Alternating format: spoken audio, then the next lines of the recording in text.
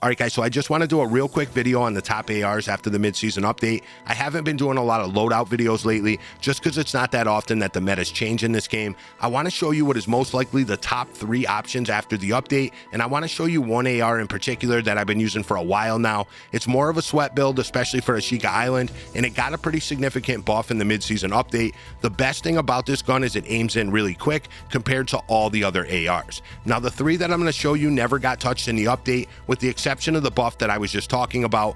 All 3 should be top options since they didn't get nerfed. Now, True Game Data hasn't updated the stats yet, but the first 2 guns will still be accurate since they never got touched, and the last gun will actually have better stats than is shown on the chart since it got a pretty significant buff.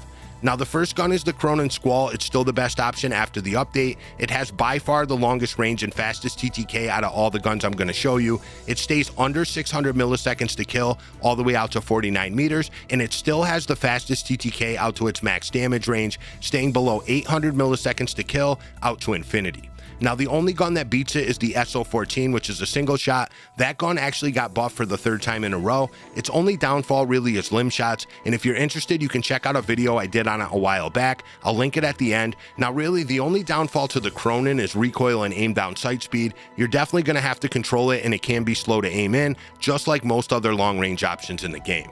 Now, the second gun is the STB-556. It has a really good TTK out to 22 meters, staying below 600 milliseconds to kill. It stays very competitive out past its first damage drop-off, beating most ARs out past 70 meters. It also has very little recoil, making it super easy to control. Its biggest downfall is it only has a maximum of 42 rounds. That could be a problem outside of solos and duos. It does aim in kind of slow, just like the rest of them, and when it comes to headshots, it has one of the slowest TTKs, but all in all, out of the 3, it's probably the easiest to use. Now, that brings me to the last AR on the list, a fun gun to use if you like to sweat out. You can build it so it aims in pretty quick compared to the rest of them, and for an AR, it has a pretty fast sprint to fire time. The gun that I'm talking about is the Lachman 556. I was using this gun before the update. I just liked how versatile it was. Whenever I would run into somebody, I could aim in and get shots off pretty quick. It had a pretty competitive TTK before the update, staying below 700 milliseconds to kill, out past 40 meters. It got a pretty major buff yesterday, so these stats can be quite a bit better once True Game Data updates the website.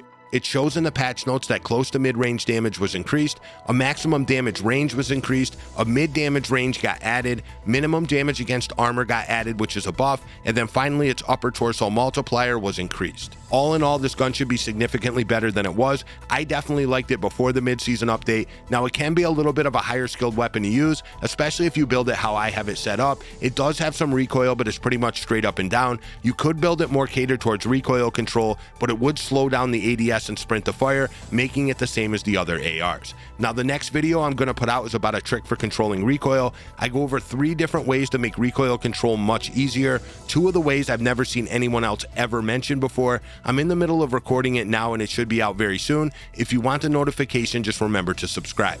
Now, here's how I have the Cronin Squall and the STB-556 set up. To save time, I'm not going to go over them. You could just take a screenshot, and I'll also put up the tuning as well. Now, a lot of times I don't run a barrel just because I like to have the better aim down sight speed. With the TTK as fast as it is in this game, I feel like being able to aim in fast is just a little bit more important than the few meters that the barrel will give you. Now, this is how I have the Lachman 556 set up. Everything is pretty much for aim down sight speed and sprint to fire. I do run high velocity though because I'm not using an underbarrel. Here's how I have the tuning for this gun. Once again, you guys can just pause it and take a screenshot. And if you want the more traditional build for range and recoil control, I'm going to put that up on the screen now. But if any of you guys out there like to play a little bit more aggressive, you should definitely try the other build, especially if you're playing on Ashika Island. If you found this video helpful, drop a like, follow me over on Twitter to stay up to date on everything Warzone 2, and subscribe to the YouTube channel for more short, straight to the point videos like this. I'll catch you next time, and if not, kick rocks. Peace. Kick rocks, biatch!